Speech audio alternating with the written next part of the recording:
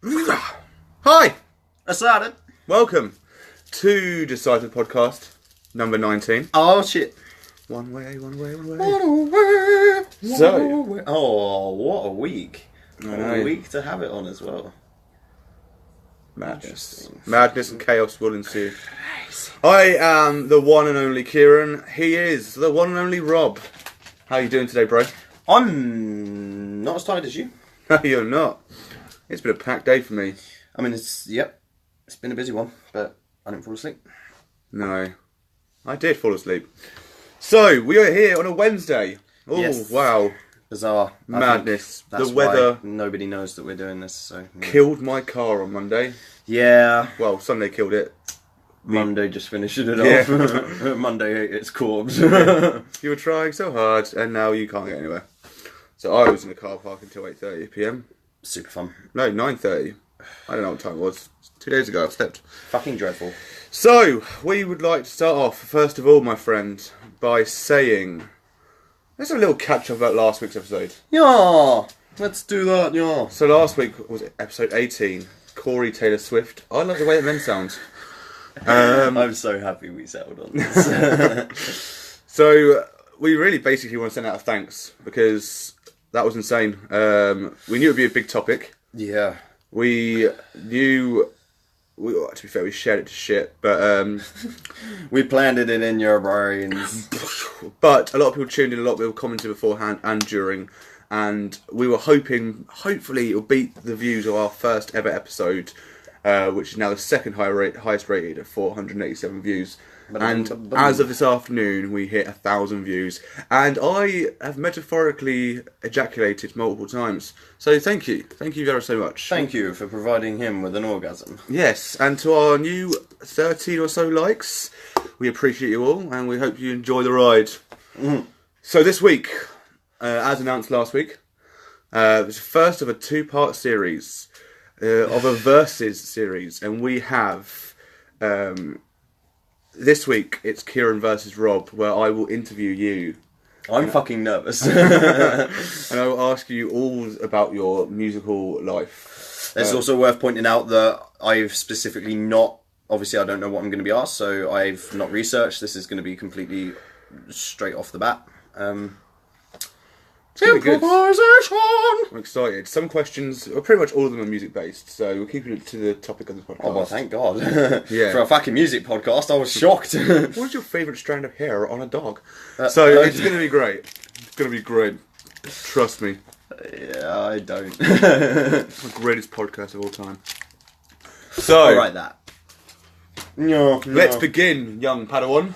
Are we going fucking balls deep straight? Yeah, in there's there? no news this week. Oh, okay. Fuck. So, No, none none that I saw. I mean, I think I haven't released a new album yet. no, they did that last week, I think. Oh, right, okay. At some point. So it's about time then. So they're waiting. They're waiting a little bit. They're going to do us a little bit of a waiting game. Yes. Yes! Couple more. Right, Kieran versus Rob, let's go. Powers in my hands. So, let's start off with your childhood. Oh, God. I thought you said it was about the music. It is. Alright. What music did you enjoy as a kid? There was a lot of abuse. I mean, there wasn't. But Wow. it was fine. How far back are we going? Like, are we, kid. So, like, I don't really know, because I remember, obviously, my parents have always been, like, quite heavily into music. So I've grown up around the shit that they listen to, but I never really developed, like, my own taste until I got to, like, 6 or 7. So, up until that point, for all accounts and purposes, music was just noise. Right, okay. So from 6 and 7 then? From about there... To about 10-ish. So, the first album I ever picked up was Silver Side Up by Nickelback. Okay, early, fair enough. And I fucking loved it. Straight away, just going straight into balls deep, actual decent Nickelback before weird things happened. Fantastic. And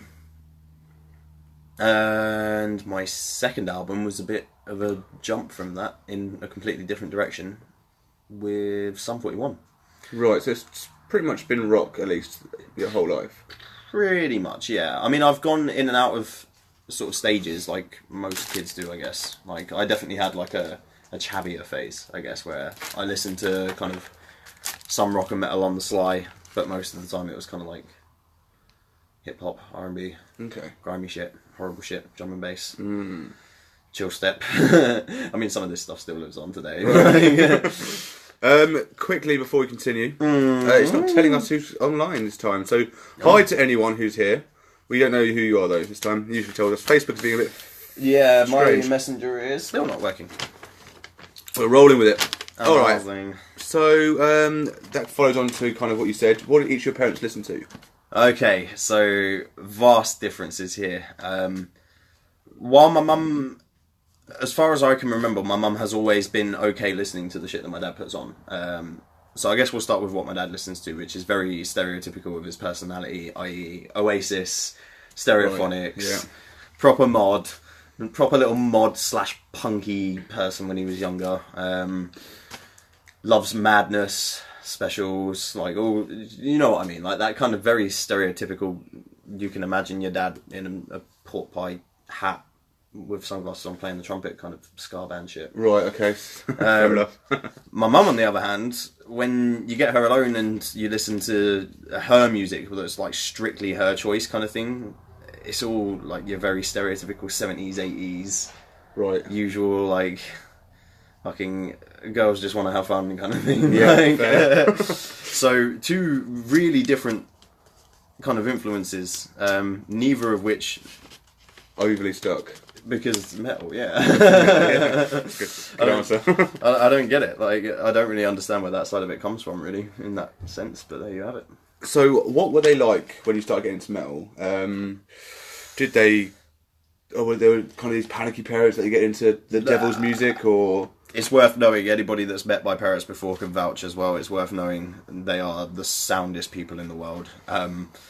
There's not a single thing that could shock them. I don't really think. I could genuinely feel like I could probably tell them that I've committed like a horrible crime. My mum would probably be like, "Well, I'm disappointed in you. I've made dinner." Like, do you know what I mean? Nothing really phases my parents when they. So I told this story the other night actually. I went skating over at what's now Sir Herbert's Academy or some shit like that, but was Leon School, which is really weird. Like the last fucking place in Milton Keynes that you would ever imagine a skating event to be held. No. But they had like a little miniature like park where they had like some big ramps and some little like kickers and stuff like that. And I was into my skating at the time, but I couldn't skate for shit, so I thought I'd go down there and see what it was about. And straight away, the first thing that I noticed was that there was a fucking DJ there and like live music and stuff. And I'd heard the name Slipknot before. I knew they were a band. I had never heard a single song of theirs, and I don't know what inspired me to fucking do it. But I went up to the DJ at some point during the day and was just like, "Can you play some Slipknot?"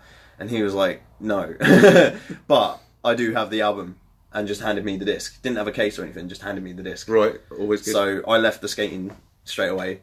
I had this disc in my hand that I didn't want to put in my pocket because I didn't want to scratch it up or anything. Yeah. Held it like the fucking Holy Grail the whole way home, like skating home, like, "Yeah, buddy." Fucking put it on, proceeded to shit my pants because I was like 8. But I fucking loved it. And that was like the first time that I remember my mum coming up and like, "What the fuck is this?" And me just saying, like, "Oh, I don't know, got it from some guy." And her being like, "Alright." Alright then. And that was like my first balls deep taste of metal, I guess. Balls deep taste. That's a phrase. Jot that one down.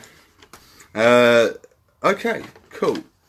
So, when you get into metal when you're younger, right, were there any bands that you like, maybe like gateway bands or anything like that you loved at the time and now you just dislike or hate? Nickelback. Mostly just because their stuff's like really fucking shit now. Rockstar. Yeah, 100%. Painful. Bath. Interesting. I mean, I would say a lot of the bands that I was into quite early on have kind of gone to shit in a lot of ways. Okay. I mean, Slipknot, in some ways, I would argue, I really don't like the Grey Chapter, and they were one of, like, that was pretty much the first, like, full-blown metal band that I had an album of, at least. Soon to be followed by Lest We Forget, by Marilyn Manson, I think. Somebody gave me a copy of that not long after. Or Pretty fucking amazing album. Yeah, really good. So I would attribute that as like another gateway because that really sort of set like a tone for me where after listening to Slipknot, anything that had like heavy, screamy, shouty vocals was like, yeah, okay, I'll listen to that. And this was like my first taste of like sort of something that was dark but wasn't necessarily always like bellowing down the mic. Mm-hmm. And that definitely was a gateway for me, because that opened me up to all sorts of shit that I didn't think I'd get into, like Faith No More. Like, if you'd played me Faith No More, even when I'd picked up Slipknot for the first time, I would have been like, nah, shit, it's too light. So that definitely gave me an appreciation, but again, Marilyn Manson's gone to shit. So... Well, yeah, he has, yeah. Yeah, 100%. So, the rest of the band, probably cool, whatever, but... Alright, so going briefly on to modern day times, do you have any guilty pleasures? That aren't necessarily rock and metal? Or... Any genre, yeah. Okay, lots. How much time have you got? Enough. So for anybody that's been living under a rock, or anybody that's potentially heard me driving around recently at any point, This Is America by Childish Gambino. Yeah. Childish Gambino. What are you talking about, right? This is America. Well, guys, we're slipping on. It's so good. Yeah. It's so good. I mean... Yeah, I've got loads. I mean, I still... There's music for every kind of mood for myself. Like, I would say rock and metal is definitely that's my go-to sort of genre. That's my go-to kind of stuff to listen to. But if I'm really a certain way inclined after doing certain things, then there are certain genres that I would choose to listen to perhaps more. So, like, if I was studying in said frame of mind, said frame of body, things like soul. Frame of soul. Yeah, only if it's good stuff. Yeah, I would put on stuff like Chill Step, because there are no lyrics that I would get distracted by if I'm trying to write shit down, especially. Like, so back when I was in sixth form and stuff, and I was like doing coursework, I would never listen to music that had vocals in, because I would just sit there not writing anything, tapping on the page, singing badly, and never got anything done. So there's a time and place for everything. There are some days that I get out of work and I think it's like a really sunny afternoon and I feel like listening to loads of 80s shit. Okay. I feel like listening to fucking Tears for Fears. Do you know what I mean? Like, there is literally UB40. I love UB40. Cheerio, baby. Tune. There's loads. There's literally loads. Do you know what? This might be the first time that I actually live up to this. I will comment some fucking wild ones as I think of them going forward. Even during the live podcast, if you think of one while I'm asking you a question, whatever, throw it in. Just randomly out of nowhere. You'll be asking me a question about fucking my favourite metal band as a child or some shit like that, and I'll just like spit off some random 80s shit at you. Yeah, brilliant. Talent. Before we go on to the next question, just can one of you five beautiful people comment, because we're not even seeing comments and you're not appearing online and showing us. And we want to know that if there's no comments, then that's fine. They don't need to comment, but we don't want to feel like we're ignoring you if you are commenting if they're not showing up. Thanks, lovely lots. Yeah, actually, that's a very valid point, because Facebook is being a dick. Being a dick. So this might not even go live. This could just all be a front.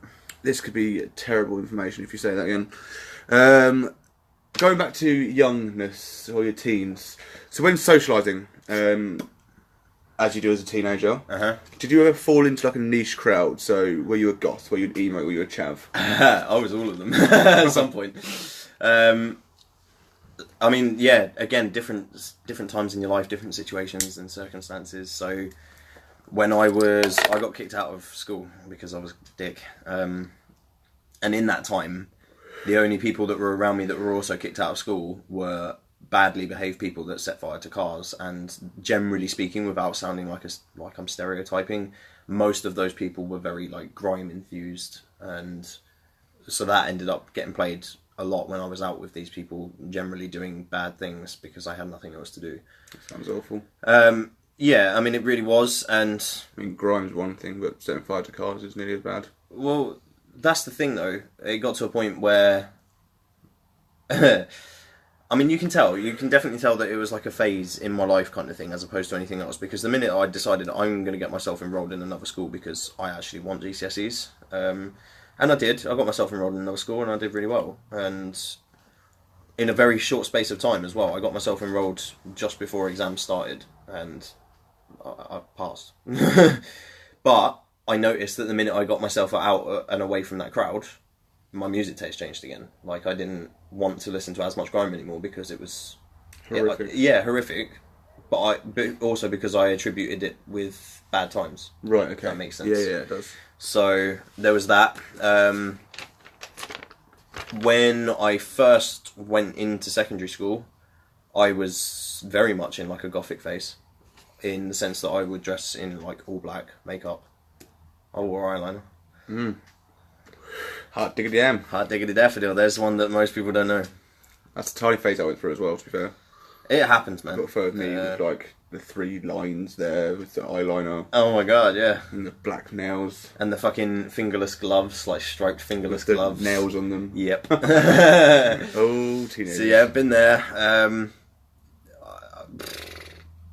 Yeah, I think I've pretty much been through sort of everything, really. Yeah. There was a time when I only really listened to like punky sort of bands as well, and like really fast-paced sort of punky bands, and used to wear like baggy jeans and skate a lot, and So you went through- chains hanging from the Oh, arms the and good shit. old chains. Good old chains. So you went man. through a lot of phases then?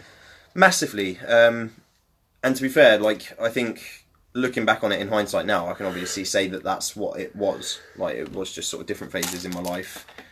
And I think it's kind of essential to go through that, really, when you're trying to find what you're actually about, if that makes sense. Because I know now that I'm, like, grime, for me, when I think about grime as a genre now, for example, it doesn't really impress me all that much. You can Don't get impress some, me. literally, like, you get some rappers that have really fucking mean flow, and I can appreciate that because that's difficult. It's difficult because that's almost like percussion and vocals all rolled into one. So that side of it's like good, like chopping, that kind of style of rapping. Tech Nine, Busta Rhymes, really, really fast and like almost to rhythm, if that makes sense. Like, you can almost get like a sense of the root accents on the drums through their vocals as well. Okay. Okay. Alright. Yeah. Sick. Next. What bands did you look up to? So when you were like a teenager and you're really discovering your overall tastes, what bands did you look up to at the time? And has that changed now? Some and some, definitely. There will be some that I could probably think of as I'm talking that I'll be like, but I don't really listen to them anymore. A good example of one that has still stuck and is therefore making the point of like shaping my overall kind of thing now. Foo Fighters. Fucking always love Foo Fighters. Jake Adams, you beautiful man, for getting me into Foo Fighters. Because at first they just weren't a band that I wanted to give the time of day to, and he just insisted on like drumming it into my head every time we were around each other. It was like, right, I'm going to play this album now. Fuck off, man. Like, I don't want to listen to this shit. Like, put some fucking Lamb of God on or some shit. I was very much in that phase at the time, so it really, really wasn't sitting very well. But fair play to the guy because he fucking stuck with it. And then I started seeing them live, and that just deal maker, absolute deal maker. Yeah, Like, fair. Same for me with Foos. yeah, absolutely, fucking pinnacle band. Other bands that I've really looked up to, perhaps through live performance as well. Slipknot, definitely, I gained a new appreciation for after seeing them live, and Corey Taylor after reading his books and stuff, I appreciated. Ah, we have Jake. Hey, here he is, the man himself. Sick. Yep. Didn't even know you were watching, bro. I just got a message saying something about connectivity issues anyway. Cool. There we go. Now we're seeing Fucking things excellent. proper up here. Isn't that happy? A little bit. We're back in the world. Yeah, a little bit. Cool. Dobbs, if you literally have only just joined, you got mentioned, bro. Other bands that I would say I looked up to. I'll tell you what, in terms, going back to one of your points a minute ago, Bullet have to have a mention. because they were my first like love affair with metal, and I looked up to them a lot at the time. Like that was my fucking band. Past tense.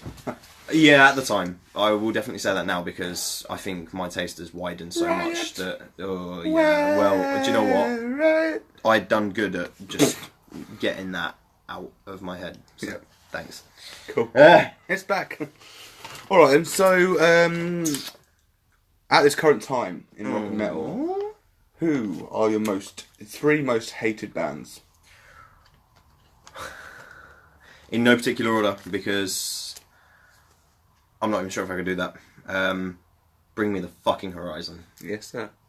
Bring me something that Scummery. sounds even more like shitting in my ears, because Ollie Sykes pisses me off. The rest of the band actually do have their own merits. Their drummer's actually really good. I forget his name. He's alright. They've had a couple of good guitarists. Ish. Ollie Sykes is just a dick. Black Veil Brides, just not a fan. Yeah, no, Just fair not enough. a fan. Never have I ever in my whole fucking life. Sounds like a drinking game. I think it was a song that I learnt in assembly in school. Oh. Never have I ever in my whole little life I don't know. What happened? I serenaded you and you melted a little bit inside. I did. My heart has gone to butter, dripping down my ribs like Oh. pain.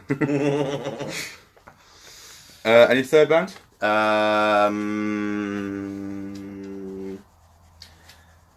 Coheed and Cambria. Yes. No. I mean, we could agree on all three of those, to be honest. Yeah, I just no. I get why some. Well, I don't. I don't get why people like them, but to their credit, they're not as hateable as the other two. For me personally, I.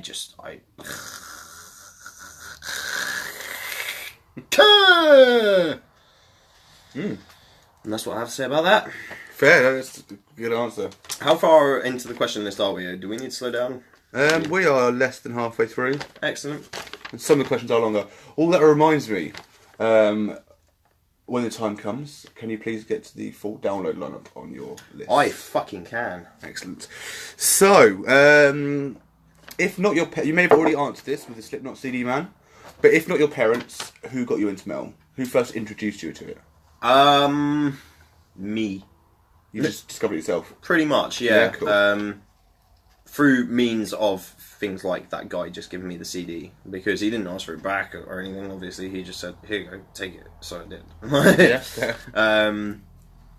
Virgin store up at the city centre back when I That used to was be a helpful, little wasn't fucking it? grebo, like going up there and hanging out by the tree and by the steps and going and getting sold in that frame of soul, and then going into the Virgin store for like fucking hours just picking up stacks full of albums and going scanning them under the little thing and putting your headphones on and listening to demos of songs, and then going home and getting my brother to torrent all of them because I was a little fucking pirate.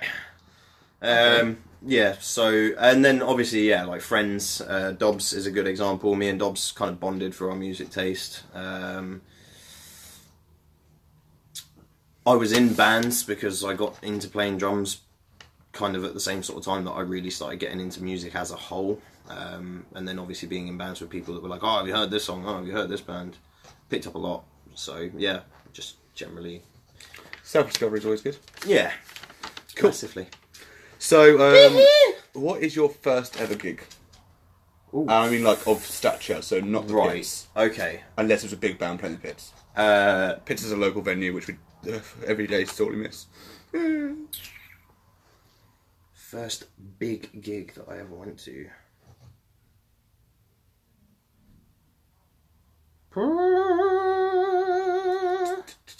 In terms of like stature, probably Bullet in a Bible. Bullet in a Bible, I've heard that name. Green Day. That was when they played Bowl. Okay. Were Um, they called Bullet in a Bible, or was that the name of the gig? no, that was like the name of the gig. Okay. That was the name of the tour, I believe. Okay. It was just after American Idiot was released anyway. I remember the gig happening, yeah, Green Day. It was mad. It was really good. Milton Keynes Bowl. Bear. Get bears. So yeah, there's that. Hot diggity daffodils. Who was support? I don't remember. No, just mainly Green Day. Yeah, I'm not actually sure we were there for the support, because obviously I was really young. I can't remember who I went with, but we were supervised by adults. I want to say it could have been my friend Jake from school, and his mum might have taken us, I don't know. But we were young, and like to the point where even my parents, as chill as fuck as they were like, you're not going without someone. Yeah. So yeah, there's that. Past that, I would say the next big gig of like good stature was probably again at the Bowl with Foo. So there was a big gap between that where I went through like a phase of going places like Pits, Crawford, Yeah. Okay. playing small venues myself, The and that's local actually shows? a lot of fun. Representing? Yeah, 100%. That's so much fun. Whether you're like there or playing, it's Yeah. small venues are sick. Good. So, what's your favourite gig and why? Outside of festivals, or can it be like a set at a festival? Give me a set at a festival. Okay, fuck. Shit. I'm going to amp up a little bit. Both. One of each, please. Alright, that actually makes it a little bit easier for me. So, standalone gig, I would probably say was Foo at the Bowl. Okay. Because, for lots of reasons actually, I was going through some shit in my personal life at the time, and somebody who I've already mentioned twice and me weren't really talking at this period of time, which was really fucking awkward because I was living at your fucking house, Jake Adams. Very awkward. I'm not talking to you. I'm going to bed. Kind of. And yeah, so yeah, we weren't really talking at the time, but we went to the gig together, and we obviously put on like a brave face when we were at the gig and stuff, and we were like stood with each other and we were being civil, and by the end of the gig we were literally like drenched in sweat, hugging each other like, fucking love you, man. It was that kind of show where just everything was perfect. We were in the perfect place, right at the fucking, not right at the front, but we were in the front pits, away from the front enough that we were in like the pits, and not like glued to the front rails, and we just went absolutely fucking ballistic. I lost him for a good hour or so. That happens at gigs, yeah. Literally, like, they opened with Bridge Burning from Wasting Light, and the minute that happened, like, they came out and the on the guitar happened, and like literally me and Dobbs just started partying, like, because the people were just like obviously like pushing in and stuff, and we just went fucking nuts, and like I didn't see him for like an hour, and then there was like a quiet part during the set where Dave came out to the front just with his guitar and was like singing and playing his guitar and stuff without the rest of the band, like the fucking egotistical little shit that he beautifully is. And then yeah, like we found each other like just as that started as well, so we were literally like arm in arm, like fucking singing along to Wheels and fucking Times Like These, mate. It was so good. Yeah, like by the end of the gig, we were just the best of friends, and everything was fine after that. Yeah, good. Everything was Music absolutely heals, fine. man. It does, yeah. Festival. Yes. Favourite set at a festival so far. Next Downloaded 1 week! Avenged! Mate. More on that story as it develops. I say that every week. You do, every week. Mate, that's really tough. I would actually say a close contender is Foo at Reading. I make it sound like I bummed the band. They're just so good live. But that was particularly good because I got fucked up. And the lights. To be fair, if I'm asked this question next week, it's going to be the same band for both answers for me too. So there's nothing wrong with having the same band. No, yeah, I know, but yeah, exactly, bro, exactly. Mate.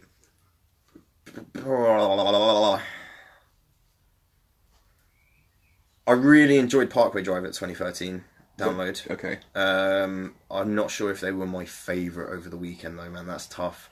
Korn, potentially, just because I've never been so excited for a band to come on stage from when I heard the bass go "Woo" for the first time, and it was just like in my chest and felt my bones rattling. I was like, And they're "Shit." always fucking great live. It was just great. They open with Blind, so obviously you've got the little bit on the ride. Fucking the drummer comes out, and then like the rest of the band come out, on the guitars and shit, the bass doing the little slide, and like your bones start rattling, and then fucking Jono just comes out and he's like, "Are you ready?" It's like, fucking yeah, I am. I am ready for you. I am ready for. I'm not going to finish that sentence. It was good. Yeah. So is that your choice, Korn? Do you know what? Yeah, I'm going to go with that just purely because, and to be fair, I didn't even watch the entire set because I was fucking starving. I went and jumped around for like 20 minutes and I was just like, I'm ravenous, like I'm going to throw up if I don't eat, so I went and got a burger for the last bit of the set. It was ostrich, so it was good. Korn only that download. They fucking did. Rightio, so... can you please tell me your most embarrassing moment at a live show? Does it have to be like overly embarrassing for me, or can it just be like one of those kind of things that I was a part of that was super embarrassing? What do you think's a better story? Oh, actually, to be fair, while I do think it would be a better story, the person that would actually probably be more embarrassed by that, who I wouldn't name, but would know in themselves who it was, and I think that would just be too harsh, but it involved slipping over in excrement. Oh my god, now I need to know. Their own excrement. Whoa, I'm into the fans. You're at least telling me this after the podcast. No, because, yeah, alright, maybe. Maybe. But, Do I know this person? Yeah. Oh my god, I can't wait. In their defence, though, it's not because they fucked themselves up or because they didn't shit at the right time. It's because they're ill and they have a condition, and it just happened to happen at a gig. I can't wait. Most embarrassing thing that happened to me at a gig Yes. was at the Pits when... So there was these two... I can't remember who was playing. I think it might have been a really small band called 1000 Hertz. If you Oh ever yeah, heard of I them. remember them. And they were being supported by a band called Sanson. And me and Dobbs and a few other people were at this gig, and we really liked 1000 Hertz. We developed a bit of a liking for Sanson. Mayfield playing the wrong song. When? What? What are you talking about? Huh? I mean, yeah, Mayfield's always been whack. Oh yeah, fucking 1000 Hertz and Sanson. So there's these two hippie chicks that were like dancing around and stuff. And in my experience, yeah, most people that get a drink at the Pits go and stand on the side and listen to music and rock out a little bit while they're drinking, and then the plastic cup gets thrown, and then they jump in the crowd if they want to jump in the crowd, right? Yeah. It takes a special kind of person to be dancing around, like properly dancing. These two fucking hippie chicks that were like massively wasted on something and drinking were like literally like swaying around all over the fucking place with like pints in each hand. So we're rocking out to 1000 Hertz, and me and Dobbs were like fucking moshing away and shit, and me and Mayfield were like pushing each other, as you do, just jokingly. The crowd wasn't like overly busy or anything, but these two hippie women were like very close quarters with us, and I accidentally... So I got pushed and I spun round and I accidentally knocked a pint of beer out of her hand. So I obviously like stopped and was like, I'm really sorry, like, but I was smiling because of how perfectly I just literally, like, I didn't hit her, I don't think I made any contact with her hand, I literally just went donk and knocked this pint, like, literally up into the air. So much so that the fucking vocalist from the band, when we locked eyes afterwards, so romantic, saucy. When we, like, caught each other's eyes afterwards, he just went and, like, shook his head and smiled at me because he saw the whole thing happen. Because I literally knocked this pint, like, perfectly out of her hand, right? And she went, that was my fucking drink! Like that, like, really fucking, like, exasperated at me. The fucking dopey bitch had the other one in her hand, right? If somebody knocked one of my pints out of my hand, I'd be like, motherfucker! Yeah. She fucking threw her other pint over me! and then proceeded to like try and like scratch my eyes out and shit, and like there's some fucking like her friend and like Mayfair and people like had to fucking pry them apart and stuff, and she was all right, like she was smiling about it and stuff, and was like seemingly laughing. This is why I'm sure she was fucked up, because she was literally like having a go at me, like that was my fucking pint, but like smiling manically, and then proceeded to throw this fucking beer over me, and then the fucking vocalist from the band that I went there to go and see sees me like I catch eyes with him afterwards, fucking dripping with beer, and he's just like laughing at me and shit. I was just like, okay, this is the last show I come to here. I'm going to ask this question. I can't wait to laugh this podcast already now because I have a question. You're a bad guy. Alright, so going on to a less crazy question. Please name your 3 favourite vocalists. Easy start, and I will do these in order. From third to second to first. Right, okay, so in third place for me is Amy Lee. Okay, wow. Didn't expect you to say that. Why? We never really talk about Evanescence. We don't know, because as a band and their kind of output over the years has diminished enough for me that I'm not really all that interested in them. But her vocal range, her vocal style, her ability to give me goosebumps is just top notch. So Okay, fair. yeah, Can't argue with it. I really like her vocals too. yeah, her vocals are fucking pinnacle, really good. Balls deep. Balls deep. Second. Okay, second place is a bit of a controversial choice for me, because we have slated him massively because he is a bit of a dick as a vocalist. Please don't say Josh Homme. No, dude. Okay. Come on, man. I'm your co-host. We run a fucking podcast about music together. You don't catch me fucking listening to that shit. There are a couple of Queen songs that are alright. Who's second? Second for me is Corey Taylor, because despite him being a massive dick sometimes about certain things in particular, more so than others, his vocals are fucking brilliant, and he's one of those vocalists that I kind of like his heavy vocals and melodic vocals in about equal measure. Yeah. Normally when there's a vocalist that does a bit of both, I kind of really prefer one or the other normally. I certainly can't think of any others that do both that I can't make an easy choice out of. Mm-hmm. Whereas with Corey Taylor, it's really difficult. And plus, again, like I've said before, I read his book at a very vital point in my life, and fair enough, that's circumstantial. But I genuinely feel like I might have gotten like lost in a very bad place without reading it at the exact right time that I did. So I kind of have an appreciation for his outlook on things at that specific point in his life as well. So Fair. yeah. And who's your favourite vocalist? Miles Kennedy. Yeah. Yeah. Without a shadow of a fucking doubt. Fair enough. Without a shadow of a doubt. And it is fair to God, say I am not a massive Alter Bridge fan. There's not an Alter Bridge song that I've heard that I thought that's shit. No. There are a couple that I've thought, okay, about, but nothing that I've been like, that's god awful about. But even if there was an Alter Bridge song or any other project that he's done, song that I really fucking could not stand, I bet I would still be able to say the vocals are great. Yeah. Always. There's never that man can do no wrong. He is a glorious human being. Thank you, sir. Yeah, that's a really good selection of choices there. I at least one of them is in my top 3 if I get asked next week. 100%. And you will be asked next week. Cool. Fantastic. So, if you'd like to tell the fans your daily ritual, I'm passing time to roll a cigarette. Co-roast. Co-roast. Hey, that's what the series should be called. What co-roast? You are roasting me. You put me on the spotlight. So, you mentioned tech metal a lot. Yes. Right. So, what got you into tech metal, and what do you like about it? Like we've touched on certain aspects of why you like it, but go into like a detailed. Like, so, what got you into tech? Why does it pique your interest, and why has it stayed there?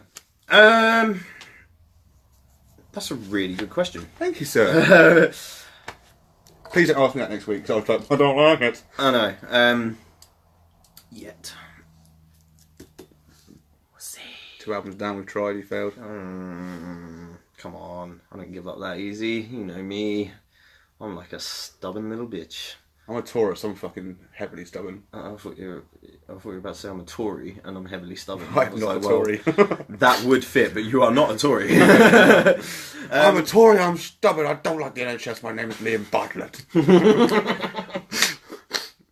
Any opportunity I get. My name's Liam Bartlett. I'm a boy. I'm a boy and I don't vote for Burisa Bay. Burisa Bay. Enough of that. But that's awful.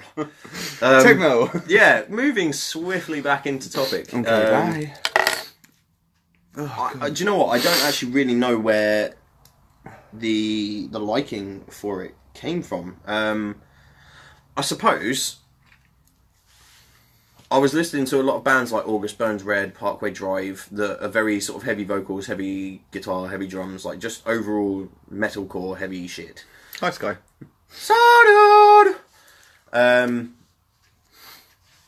So yeah, I would say that was probably like the gateway into it, because you listen to bands like that and then you listen, I started finding bands that were a little bit more under the radar, like a band called I Killed the Prom Queen, that have some songs that are like down-tuned to sound like a 7-string guitar. I had a member of Bring Me in it in that band, by the way. Huh? I just fucked up that song. Yes, Jonah Weinhofen. Yeah. That only guy. one that was interesting live, because when we said Ollie's a cunt, he was like, yep. I'm like, oh, okay. Yeah, he didn't like Ollie. Which is bizarre, because when he was in I Killed the Prom Queen, they specifically had interviews and conversations where he said, like, I don't really appreciate the way the band conduct themselves. Like, so the fact that he joined them afterwards was a bit like, okay, strange. Exposure, I guess. And he's one of the guitarists that I said about that is actually a pretty good guitarist. Certainly in I Killed the Prom Queen, he's alright. But I started finding bands like that that have like more songs that are a bit more like down-tuned sounding. And then I started discovering bands like Deftones, where they play like detuned 7-string guitars, and that got me into the concept of 7-string guitars. And then I got bought one, couldn't play it for shit, but it got me interested in like how it is kind of, it's like a different style of playing guitar, because you've essentially got like a normal guitar underneath one like really heavy string, and you play it differently. It's really weird. So yeah, stuff like that really. And bands like Fell Silent, I went to go and see them live, and that was probably the first like gent band that I saw. You remember Fell Silent? I do. It was Timothy's old band, wasn't it? Yeah. No. I'm sure Timothy was in Fell Silent. No, he was in Me Versus. I think he was in both. I'm not sure if he was in Fell Silent. He might have been in Fell Silent. I don't know. Fell Silent, really good. I really enjoyed seeing them live. So then when they parted ways, I got into bands like Tesseract and Monuments, because some of the members of Fell Silent formed Monuments, I believe. Either way, I discovered them not long after I got like fairly heavily into them.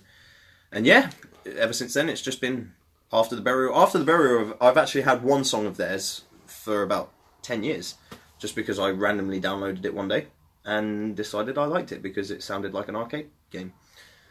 Fair. A metal, really fucking like techie metal sounding arcade game. It was really good. A Steady Decline by After the Burial. And then obviously Berserker is like a massively well-known song by After the Burial. You'd recognise it if I put it. I'm going to put it on afterwards, and you'll be like, "Oh my god, that's them." Fair. Fair. Yeah, loads of bands like that.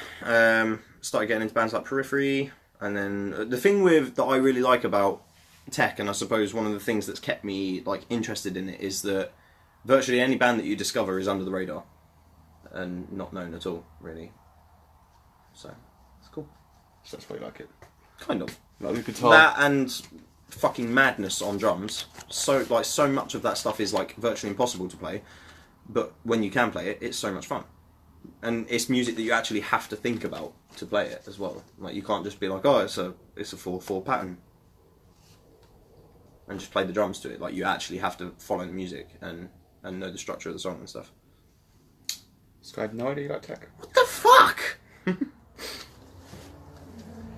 talk to your other half about his old band all the time. Like, I miss him, though. small community. No. Well, yeah, over here to a degree. Certain places in the world, though, not so much. Oh, hey, Shaman. I'm shocked. Beans, what the fuck? Had no idea you like tech. Really? Really? We used to listen to Hacktivist all the time. I got you and your friends into heavier architect stuff because it sounds more like techie. Hacktivist are tech. Yes. I refute calling any band gent, really, but they have enough of the components of that genre. Okay. Alright, so this next question I'm very excited to ask. I could tell by the way that you looked at your sheet and went, yes. What happened to you as a child for you to grow up and like Eno Shikari? prick. Obviously, I didn't have enough fucking Shania Twain in my life, did I? You That's where everyone. Belt That's it. where everyone goes wrong. Mate, Like, was it a severe illness you had? Are you mentally retarded? Or do you I like the choose- way that you changed your word in there. I like it. Or do you just choose to like bad music? No, I think what you were going to say is probably apt. I'm just mental. I have mental illnesses. No, I don't really listen to Shikari anymore because their last two albums haven't really been inspired at all, I don't feel. But Flash Flood Colour for me is monumental. Again, at the same time that I was reading the book, it was the album that I was listening to. There's a lot of I'm sick of the world's shit, and that kind of message is very heavy throughout most of their stuff, and it suited where I was at that point in my life because I was really ignorant growing up. I was really ignorant to how much shit actually goes on in the world, and it was only as I started discovering it that it, for lack of a, yeah, boy, yeah, the two of us. Two people with mental. No, I'm joking. It's fine. I can insult you. I don't want to insult Sky. I like Sky. I like you too, but Cheers. you're here, so I can take your reactions fine. She ain't gonna give a shit. No. She never does. She'll just be like, cool. Mate, they're a fucking awesome band to see live. They can do the festival thing really well because for a while, I'm not sure if they still do, but for a while they actually held a record for crowd surfing. So they're a wild band to go and see at a festival or a live open live gig. And they're also a fucking amazing band to go and see at a tiny venue like Roadmender or 100 Club. Oh, there's a thing about 100 Club I should probably mention at some point. Yes, cool. Alright then. If you would start a band today, it'd be pretty late in the day, but let's fucking go with it. If you would start a band today, what genre would it be? And what members would be in it? E.g., would there be one guitarist, two guitarists, three guitarists, four? 5 guitarists, 6 guitarists, 7 guitarists more. That's really fucking hard to answer. Okay. Really hard to answer. Would you like to ponder it for a while, or...? No. Okay. I need to blow my nostrils. I mean, I have always wanted to be in like a techie band, but I feel like my ability to play lots of different stuff that's tech-minded on the drums is quite limited. So this is like maybe more of a fancy question. So if I got asked this, I'll be I don't have the skill to be in any band right now. Right, maybe a pop band. So we'll go based on fantasy that you can play anything. Yeah, I mean, I'd want to do something that was like technically based, really. So like, i.e., getting away from your typical 4/4 and 3/4 patterns, and not necessarily having like a really strict set structure to like the music that I was creating, because I feel like that stuff just is so easy for it to just hit the ears, kind of thing. Like, I would want to do something that was emotive, but at the same time, I wouldn't. There's so many different like facets of that I wouldn't know how to sort of. I wouldn't know what I want to do with. So like vocals, for example, I like melodic vocals. I like heavy vocals. I actually quite enjoy the idea of being in like a band where I get to play like really fucking upbeat and funky drums, that aren't necessarily techie, where somebody's like rapping and like popping over the top of it, if you know what I mean, as opposed to like. But then I would want to do something that was like a mix of everything in a really unique and so it's a wild card of a question that I genuinely don't think even pondering is worth, Right. because I just wouldn't have a clue. Okay, in terms of like band members, then, like, would you want loads of guitarists? Like, do we want a couple of vocalists? 2. Maybe. Yeah, I mean, like, these are the sort of things that you'd want to ask after I had an idea of what I wanted to do, because, yeah, let's say that I wanted to do a band that had, like, heavy rap vocals or something like that, so I'd have, like, a vocalist that could scream and rap scream, if that makes sense. What, 2 separate vocalists or one? No, that like both? one vocalist who could do both, but then you might need a vocalist that also plays guitar, potentially, that would do, like, melodics for solo parts and stuff like that, yeah, so... Cool, quick. It's just all over the place. Oh yeah, there you go. Dobbs went to go see Shikari at a tiny little club in Vietnam or Bangkok. That's awful. Alright, fair. So, other than Temper, I've made a point of of mentioning the album. Other than Temper, and now because you've already mentioned it, and not the 4.5 The Grey Chapter. Right. Tell me an album you hate by a band you love.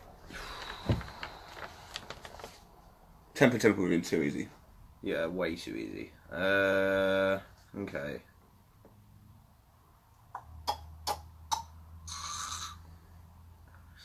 It's all down to the nitty gritty questions on here. Literally. Nowhere else. Live, Facebook Live, actually.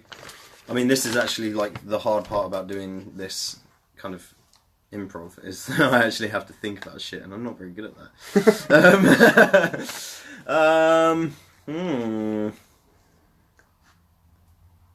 The fuck?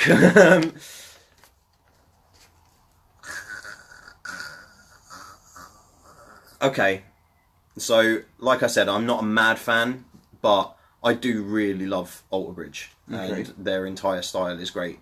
What is the album with The Last Hero? It is Last Hero. Not a fan, but I wouldn't say I hate it. It's not really strong enough for that, but it's one of the only ones that I can really think of right now where it is literally like the rest of this band's stuff is great. This one album, I just can't deal. Yeah, they need to up their game next time. And headline download, please. Thanks, Andy. Okay, so if you could be a drummer of any band, which is the band? What band would it be? Fuck. Oh.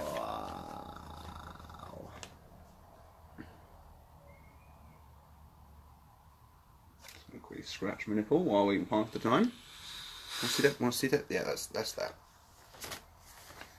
Don't say we don't give.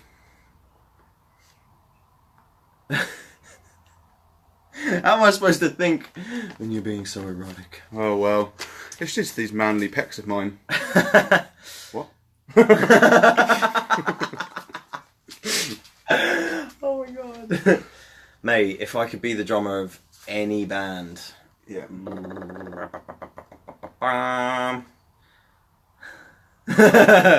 Maybe Avenged. Yes. Maybe Avenged, because Fantastic choice, Rich. Maybe perfect choice. it could be the perfect choice actually, because as a drummer,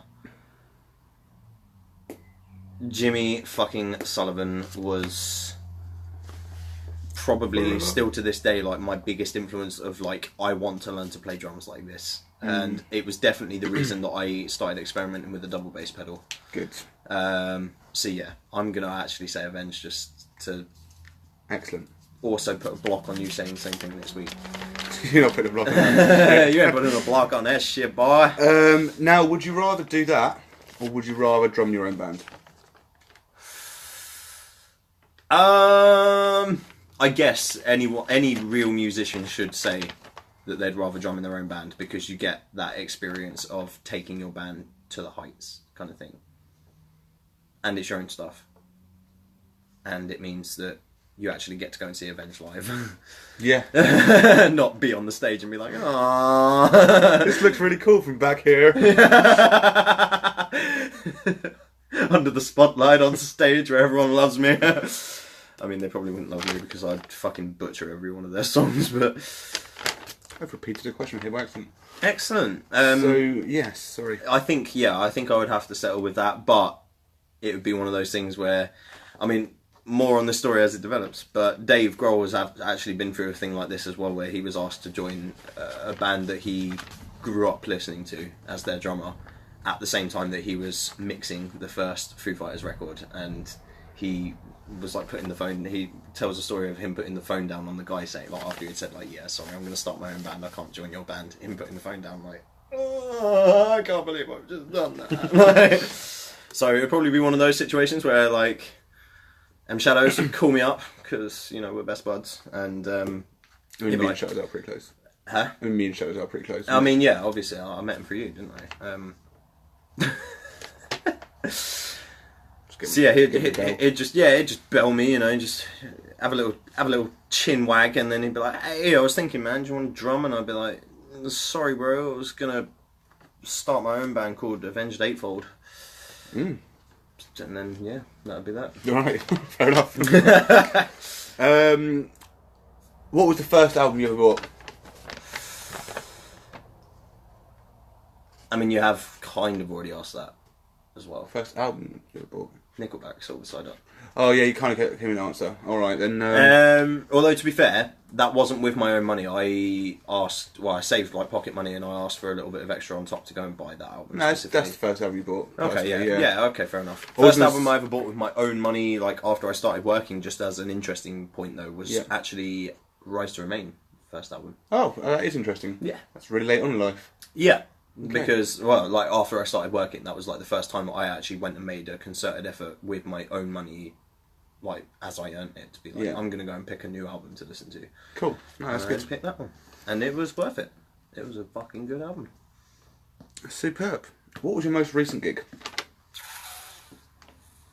Long time ago, actually, to be fair. Horrific. Huh.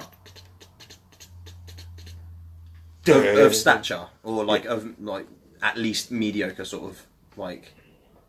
A noteworthy band, yeah. Download 2013. That's 5 years. That's awful. Supposed to have been to go and see loads of shows with you that have fallen through, or that I've just been like, I can't do this.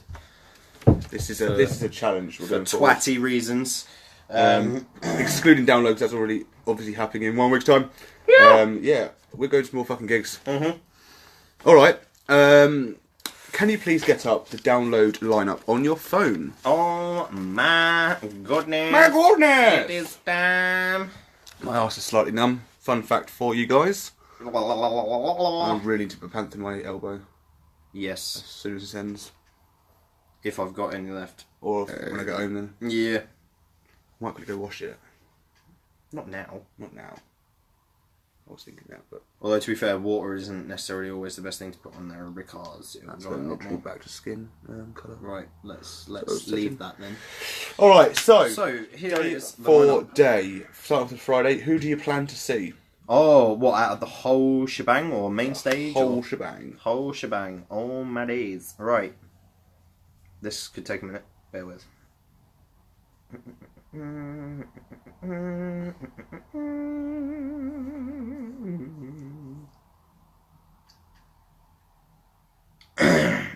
So, while we pass the time, Download is next week. It's being headlined by Avenged Sevenfold, the best of all time. Guns N' Roses and Ozzy Osbourne. You can buy tickets online. Little plug for them. Not that they really need it, because if you don't know what Download is, you'll be quite surprised. So there are bands that I would like to see that clash with bands that I would like to see more. So my plan for that day... Yeah, that's what I'm going for. To be fair, I will probably go to the arena pretty much like towards the beginning of the day. Maybe not like at 11. But I'm going to go there early enough to get somewhere decent for Sevenfold. So yeah, I'm probably going to go up there in time to maybe catch the end of Volbeat, watch Bullet, and then Avenged. Oh, it's still pretty late on the day, yeah. Fair Yeah, enough. I'm not sold by the rest of it. There's other things that, like, there are other bands that I wouldn't mind seeing that are playing on the Friday. Tesseract are headlining the Dogtooth stage on the Friday, and I wouldn't mind seeing them. Saturday, hit me. Saturday, with your rhythm stick. Okay, here we go. Nope. Nope. Asking Alexandra on the second stage. that will probably be when I go up. Baby Metal are playing after them, so I may stay for a bit of them. Maybe. Mostly because I don't really care for Thunder, who are playing the third slot on main stage on Saturday. Yeah. So my plan's probably going to be Asking Alexandria, Baby Metal, Blackstone Cherry, Guns N' Roses. And finally, your Sunday night or day.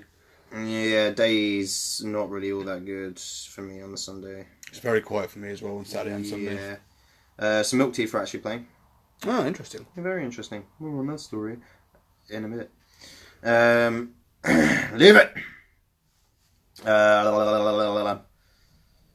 Greater Van Fleet, that could be interesting. Body Count featuring Ice-T, that's how jokes. Thrice could be good.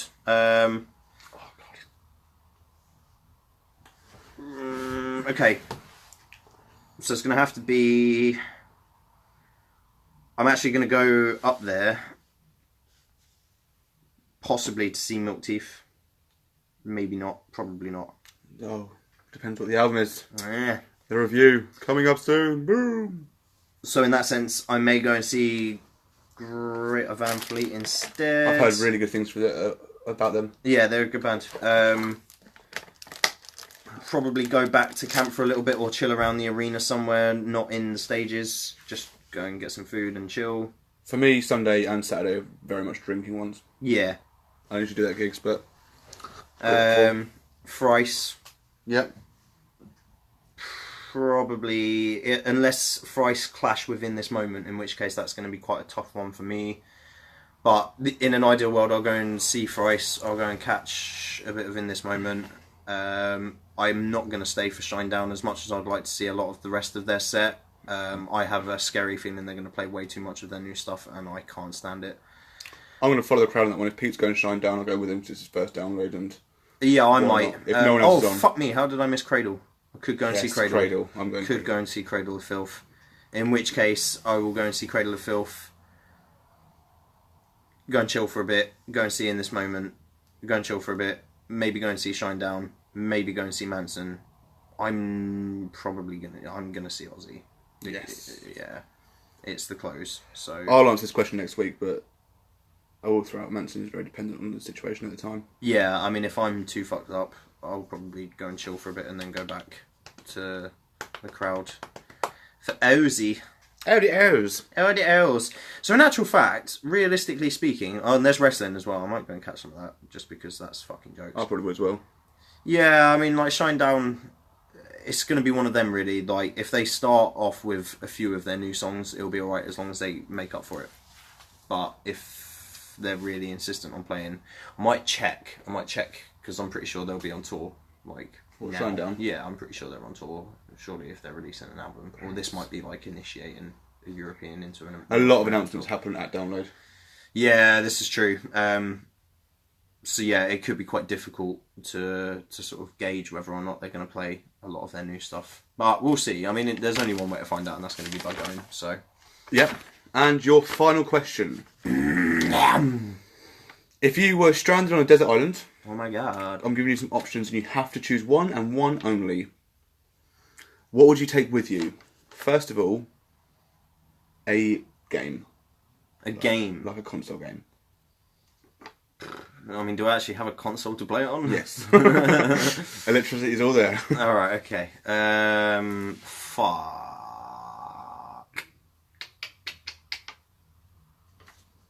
I mean, it's going to be a Bethesda game. I think. You want something that's got the replayability, though. If it's the only game that you can play for like the rest of time, it's got to have replayability. And as much as I love Fallout and Elder Scrolls, there's only so much mod support and so much like fucking around on ridiculously modded profiles that stays fun for a while. Mate. I thought I'd start off with an easy one. No. Games, me, easy, never. I thought you were going straight for Fallout. Yeah, and to be fair, you were almost right, but then I thought, like, but to be fair, I don't really play Fallout 4 anymore, for example. Because I've already done everything.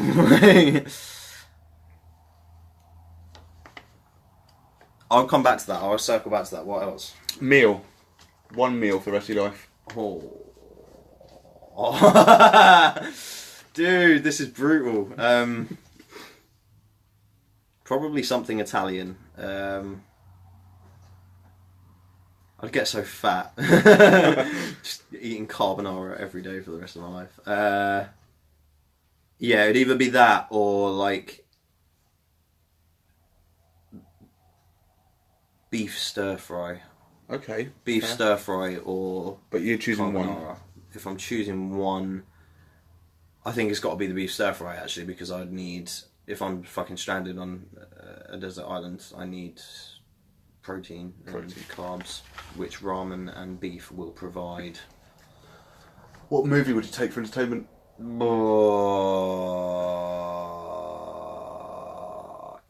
I mean, I'm not really a big movie buff, so this is quite difficult.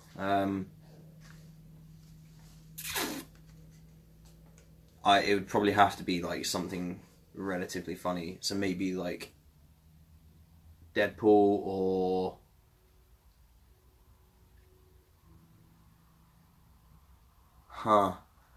mate, this is fucking tough. What have you done? Does not compute. No, literally. Fuck. Want to come back to that one as well? Favourite movie? I literally can't. I might even take It. Yeah, okay. That would be shit scary to watch Night on a Stranded Desert, wouldn't it? Yeah, that's the kind fuck of is around me. That's kind of what I'm thinking though. Just if there's literally nobody else on this island, and I'm sat there watching the film, and then somebody behind me goes, "That's a nice phone. Do you want it back?" Yeah, I would shit my pants, and that would probably be the most exciting thing that will happen on that island. So, all right, TV series.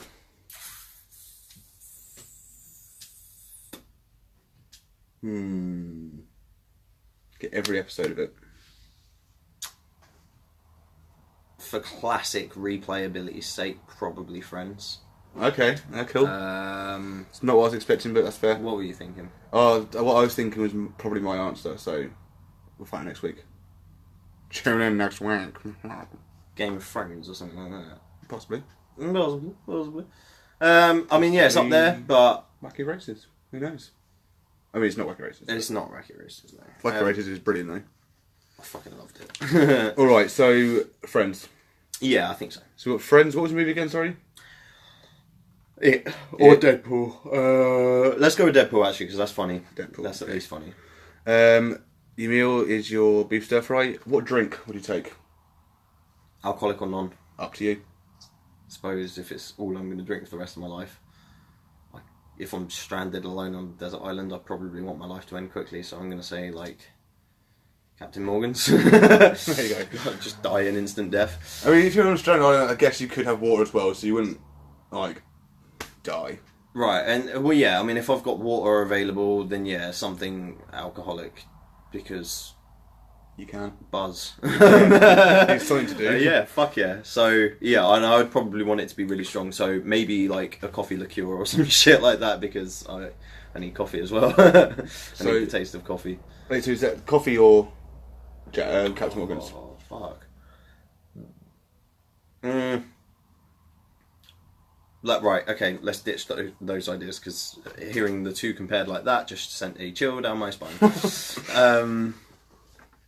Let's say Disaronno, because it's sweet and I don't enjoy mixing it with other things, so I don't need another drink to mix it with. Whereas Captain Morgan's, there'll be more times than not that I wouldn't drink Captain Morgan's because I have nothing to mix it with. Yeah, no, that's understandable. So Disaronno I prefer straight. Right, let's go with that. Is there ice?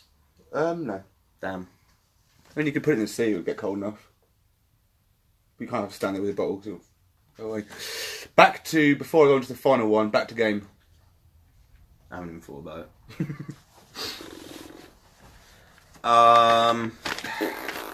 Right, work here is done.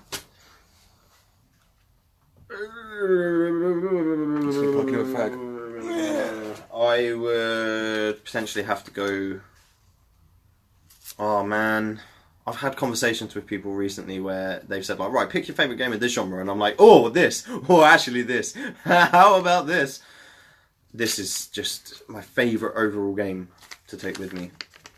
Do you know what? For replayability's sake and for the sake of giving an answer, it will probably be subject to change within the next 30 seconds anyway. So GTA 5 is constantly expanding. There's a story mode to keep you entertained. There's online to keep you entertained. Please tell me I have Wi-Fi. You have Wi-Fi. You can use online. You can't talk to anyone. I mean, yeah, that's fine. So you can't go on party chat. And finally, the album you would take with you. BAM! Balls.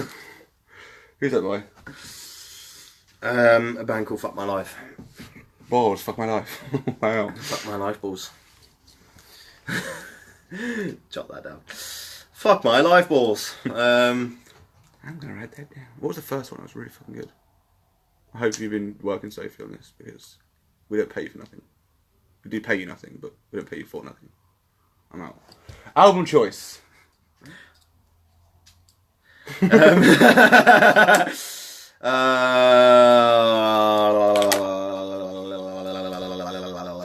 you know what? For the sake of how pinnacle it was in my life, and for the fact that I probably wouldn't be doing this podcast with you right now and having to answer this dick of a question, were it not for the Poison by Bullet for My Valentine. Yeah, when you started saying those words, I thought that's what he was going for. It's a good shout. Yeah, it's got to be. That's where it all started for me. Really, that's when like metal became a love affair. Cool. So it's got to be done. Thank you, Rob, for your time. That's alright, sir. I'm here till next Wednesday. I'm not, boy. because next Wednesday I'm going to download! Woo woo! Whoop. So that was Kieran versus Rob. Well played, sir. Thank you. Finished it off with a very chicken burger smelling fart. That was impressive. I had 4 chicken sticks earlier. That'll probably have a little something to do with it. 4 small ones. Do cheese and onion next. What, steaks? No, just fart, cheese and onion. Oh, I'll try my best. Thanks. Just turn the smellometer. Yeah, and then afterwards, can you like shit some Febreze, please? Because that's fucking really strong. That's still like potent. Cool. So, thank you again. Let's review this album. Fucking yes, mate. So this week, last week, based on the subject of sexism and rock and metal, I thought I'd go for a band that has both genders. So I chose for my pick, Vile Child by Milk Teeth. An interesting choice as it transpires. A band I've never listened to before. Do you know what? I haven't even fucking rated it. Continue. I know what I'm going to, though. Have you heard Milk Teeth before? No. No, so it's both a first time thing. I heard a lot about them through That's Not Metal. Interesting. And we are here to review them live! With about a 10-second delay. So, I'll get started, shall I? Yeah, go. So, Brickwork is the opening song. What did you think? Oh, it goes straight in there, doesn't it? Yeah! It's like, BAM! Bam! This is Milk Teeth. It gave me a strong Blondie vibe. Yeah, I was going to say, like, I could pick out quite a few influences, like, just from that initial opening, and I thought it was a really cool opening. I'd agree. I was not a fan when the heavy vocals kicked in. The male vocals, yeah. Yeah. And it's got such a weird outro. It, like, restarts the chorus again for one bar, and then just... It does suddenly cut, doesn't it? Just cuts them. Yeah, I decided I quite like it. Not the outro. Well, no, not specifically the outro, but I like the whole song. Yeah, I mean, it wasn't, like, bad. I just wasn't a fan of when the heavy vocals kicked in. I don't think I was ready for it. I started thinking, like, oh, okay, this is a bit of a weird choice for Kieran to pick. Oh, okay, this is an even weirder choice for Kieran to pick. Again, never heard of them, but yeah. So that was the first song. Yeah. I actually said the crossover of male and female vocals work well together on this song. I like the concept behind it. It should work really well. I don't think I like his style of heavy vocals, and more of that does come into play, unfortunately. That's fair. So, Driveway Birthday. Yes, Driveway Birthday. I actually, fucking hell. I've worn off on you. I'm now starting to wake up. Yeah, literally. I actually really liked the kind of dissonance in the music and the vocals. Like, the fact that they were, like, out of tune with each other kind of worked weirdly. Sets a very, like, odd kind of tone and odd vibe. I definitely got the vibe. So I said it's quite a contrast between the first and the second song. Yeah. and it definitely has a much moodier vibe. Okay, yeah. And I definitely like the song. I prefer the song to the first. Yeah, I preferred it to the first. The easy, Maybe one of the best on the album. Okay, interesting. Just to cap that off, I, for whatever reason, jotted down that it sounds like musical LSD. Probably just because it's that trippy and that kind of like it's the type of thing that you can imagine if you were like on a fuck ton of bad narcotics, that like you would hear that happen in the song when it was actually being sung perfectly and everything was in tune with each other. Like you'd hear like them like detune or something. Yeah. So it's kind of like, yeah, it kind of gave me the vibe that I was on some drugs. Burger Shop. Burger Drop. Pardon? Burger Drop. Burger Shop. Burger Drop. Burger Shop? Burger Drop. Burger Shop. Is it? I thought it was Burger Drop. You might be right. I don't think you are. But you might be. Expert journalist right here. Who is the expert? Let's check it out right now. Burger Drop. Burger Drop. I was wrong. Rob was right. Burger Shot is in GTA. OG Loke in the place with a gun in the face. Oh mate, that's so dope. Excellent. Yeah, sick one. Write it down anyway.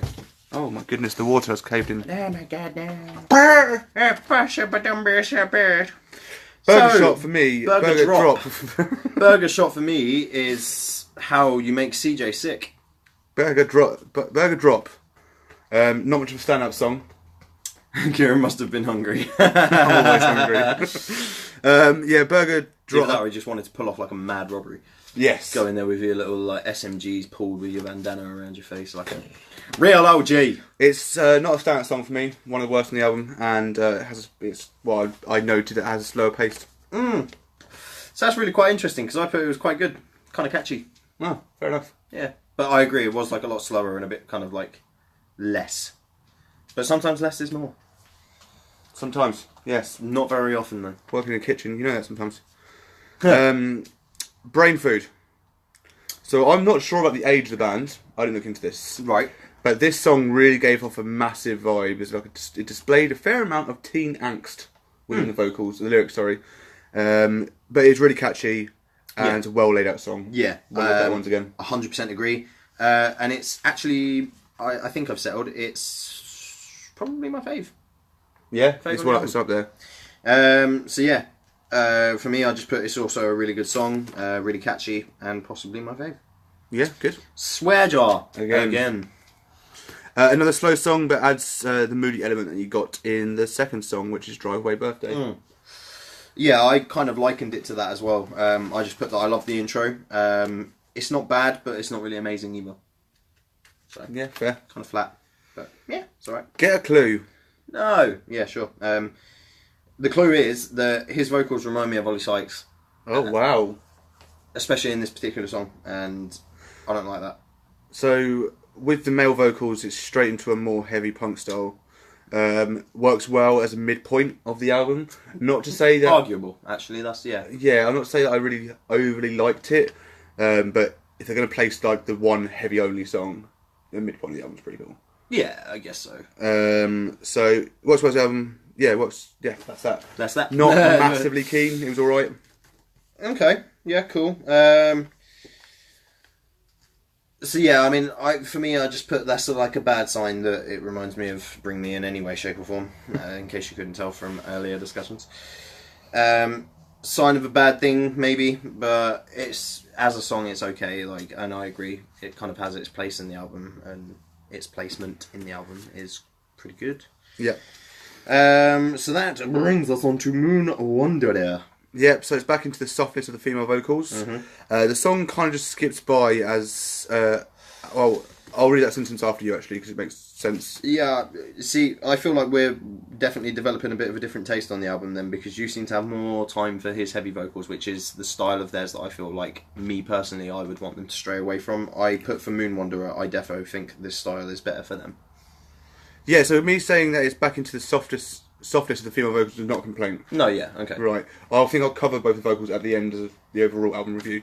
But yeah, so back into the softness of the female vocals, the song kind of just skips by, as did Kabuki, which is the next song. Yeah, not amazed. Not sure. So I worded this as best as I could. I'm not sure if I'm getting bored Interesting. or I'm just too relaxed because I was shattered earlier for one, and I felt that I felt proper chilled at the time of listening. More on that at the end of the album as well. Okay, yeah, cool. Yeah, I think I know why. So yeah, for Kabuki, I just put not amazed. Brings us on to Crow's Feet, slightly better. Again, not amazed. Really catchy song. Easy to have a jig to. A little jig. Have a little jig at the gig. I thought it was quite enjoyable. I mean, yeah, like I said, it's slightly better for me than Kabuki. But I just, yeah, I literally put slightly better, I guess. So still not amazing. Yeah. Leona. Felt what? Who's a swat? What are you talking about, Sophie? I think because you said about what do we pay you for and shit. Maybe, I don't know. Or what do we not pay you for? Is the delay really like 20 minutes? Yeah, apparently so. We'll find out in 20 minutes. So Leona. Not. Yeah, whilst I like the contrast of the vocals again, this song really doesn't have much of an effect for me. Yeah. It just because I'd already been saying not amazed, slightly better, I guess, but still not amazed, and then not. Not amazed. Cut You Up, which is the next song. This song is a bit better. I'm now unsure if I'm starting to dislike the heavier vocals. I might be in trouble. What? Oh wait, no. Oh no, it's you. Yeah, that's fine. I'm not going to leave a comment tonight, says my mother, after leaving a comment tonight. Excellent. The logic. Sophie, what are you talking about? Anyway, it's not important. So yeah, I'm not sure if I'm not unsure if I'm starting to dislike the heavier male vocals. Yeah, okay, that's a fair point. I mean, I'd already come to that conclusion by now. This is the part where I started saying I'm kind of bored now. This is just like systematic. A lot of the album's starting to sound a bit, for lack of a more adventurous way of putting it, a bit samey. Okay. Just a bit like, yeah, systematic. Interestingly though, so we're going to finish with Sun Baby. Yes, Sun Baby. Baby Sun. Sun Hi, Baby, Xander. Baby Sun. Album ends well with a mix of styles and sounds that have been given throughout the whole album. With heavy and soft, instruments good throughout the whole album. But unless my brain has confused itself, there was a lack of female vocals in this one, wasn't there? Yeah, I mean, it was really trippy. I just messaged you afterwards. I kind of like it. It works. Yeah, I really liked it. It was like trippy. Yeah, it was. I really enjoyed that. And that was with the male vocals as well. He was a lot softer in that part. Which is what I thought actually really worked and kind of reinforces my point that I feel like they kind of need to do a bit more of that and a little less heavy on my personal tastes. But yeah. So for the overall album, I actually quite enjoyed it. I do feel like it's an album that I'm probably not going to go out of my way to listen to again. But if I was in a really chilled mood and just lying there and someone stuck it on, I would be very content. Fair. Yeah, fair. I feel like it's one of those just chilled out albums. I much prefer the female vocalist in this one. I don't think the male is needed at times. I mean, there are songs that he just doesn't appear in. Like, yeah. So, whilst I got to the point where it was starting to dislike his vocals, it was later than you. But I feel that if I went back and listened to it again, that is yours, by the way. Cool. I feel like if I went back to do it again, I listened to it again, I would still be in the point of like back at the beginning. I'm like, oh yeah, I'm not really keen. Yeah. Okay. Fair enough. For me, I just sort of put like I like the concept. Interesting. Squash. I thought it was water. No, yeah. Why am I drinking water? The last of my rhubarb and orange blossom squash. Cordial, to be specific. And it's fucking lush. Yeah, for me, I just kind of put like the concept behind it and having the two vocals, different vocal styles as well, is actually really interesting. I feel like were his heavy vocals sort of a little bit different, perhaps I would have gotten into it a bit more. But because they reminded me of Ollie Sykes and because I just didn't get into it. all that much. Fair. But no, you're right. Like certain songs on the album are really good to sort of like listen to if you're in a really chilled out mood or if you're intoxicated. So yeah, not bad, not bad. Cool. Definitely as a wild card kind of review, I was impressed. Excellent. What have you given it? I've given it a 6. I have given it a 6 out of 10 as well. Yeah, I was almost teetering on 7. Yeah, I considered it for a very split second, but then I thought bands that have secured a 7 in the past from myself are Placeholder and stuff like that. way up there in comparison. Yes, so. I agree. For what it is, I appreciate what they're doing. No, I haven't. Should I? Is it worth it? I noticed that Vile Child is their only full album, and they've got a couple of EPs. Yeah, I was going to say, I've listened to a couple of other tracks outside of this, interestingly enough, and their vocal style has changed a lot. Oh, is it? Yeah, it's a lot more. I don't know if they've got a different male vocalist or not. I don't know, but So it's better. it sounded it. Yeah, it was a lot more melodically based from what I heard, but they still had enough, like, not heavy, but they still had enough of the contrast there that it was still like relevant. Cool Whip. Yeah, so worth listening to some of their other stuff. Just, I might check it out. Just for the interest of doing so. Like they're massive, like I say, through that sort of metal group, they are one of the bigger bands that people talk about that aren't big. So like aside from Avenged, Metallica, Slipknot, so on and so forth. Yeah. The creamy dude. There you go. So yeah, so it's different vocalist. Okay, cool. Right, fair enough. Worth listening to. Definitely. It's different. If nothing else, just to get the contrast there, it's worth listening to. You might not like it any more or less, or I don't know. But As long as the females do the same, I actually quite like the vocals. yeah, And they suit the style. And you don't really hear much, like, obviously they're not a full punk band, but they've got, you can tell it's punk they're like influence. acid punk kind of thing. They've got like a trippy punk kind Yeah. of vibe to them. I quite liked it. It was just, yeah, I'm the same as you. I wouldn't necessarily go out of my way to listen to the album again, and therefore it doesn't really deserve like a 7, because that's kind of getting into the territory where it's like, I might add this. Yeah, My placeholder, I've got a couple of their songs. I got added. one, yeah. So I might get more, because out of my nearly 400 song playlist, Cement does not come on often enough. Every time it comes on, I'm like, what is this song? And then it kicks me, I'm like, fucking Cement. Check out Placeholder, we always say that. Well, we don't always say that, but we should. So, Vile Child, Milk Teeth, 6 out of 10 from both of us. Interesting stuff. So, ladies and... There's hair in my face. That's all, folks. Thank you for joining us for another week. We will be back on Monday, and we'll make a fucking point of it, because next week is download, so we can't wait till Wednesday, because we'll be at download. And we're not doing... Yeah. Hold it. Paul! Right. So, we will be back next Monday, and it's going to be very exciting. It's also going to be very fucked up, because we're going to be getting... this coming Monday? What are you talking about? Is it this coming Monday? Is You on what's about? coming Monday? The next one? Or are you on about the Monday after we come back? This coming Monday, I'm not here. This coming Monday, you're not here? Yeah. Where are you? Sheffield. Okay. We'll be back soon, and it will be before download. Perhaps Tuesday, or Sunday, or Saturday. We will figure it out. It's going to have to be this week, because I'm in Sheffield from Monday till the festival. Excellent. We'll be back this week with a Perhaps should have podcast. told you about this a Yes. little bit sooner. Definitely. That just slipped my mind. So we'll be back soon. We will. I'm in trouble. You're fine. Knives out. We'll be back this week, apparently. So 2 podcasts in 1 week, you fucking lucky cunts. Sheffield. Oh, okay. Just clicks in my head, man. I'll close this off, shall I? I'm so out. So, thank you for joining me on this podcast, and Rob, of course. I'll be joined by a special guest of absolutely no one on Monday. I mean, if you want to do it on your own, that's fine. No, I don't like fine. to. I'll interview myself. Hey, Kieran, what's your favourite band? Oh, Actually, no, you mentioned it. I should feel like I've got to throw a mention in there, you know. I've got to give them a little mention like I do every fucking week. That wouldn't be me otherwise, would it? No. Right, so I wouldn't change you. For stop. Right, it's time to give some information that we all know about on time. Right, sorry, Jim. Right, I'm genuinely not pissed. We'll figure it out. So next week, or this week, whenever the podcast is, we will announce it on the page with good enough notice, and that will be probably, because I'm working every fucking day, after 9 PM. That's your bad.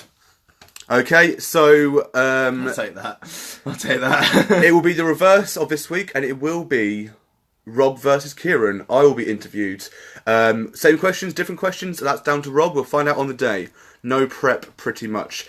Also, before he announces his album choice for this week, with little notice to listen to, the poll. Because, so, as you know, every 4 weeks we do a poll.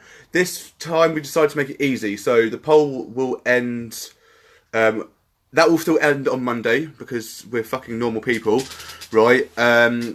And we've decided to make it two albums we both know. So this time, it's the first week we've actually discussed it, because we get back from download, we've got a 4-hour gap to fucking shower, and then we're doing a drunken podcast here. So we don't want to be listening to a brand new album we've not ever heard before, because that's going to be difficult in 4 hours, and I'm still going to be fucked. the mental capability is not going to be great. So it will be my choice of Come Whatever May by Stone Sour. It will be Rob's choice of... The End of Heartache by Killswitch Engage. That will be our poll going up live soon. And for your choice of album, Which- I hope you're going soft to me. I'm not going tech, put it that way. So you're alright. However, it did also slip my mind, in the interest of keeping things running on time, that I need to pick another album. But that's fine, because I've already mentioned during the podcast which one I'm going to go for. And that is City of Vultures by Rise to Remain. Okay. Good. City of Vultures, Rise to Remain it is.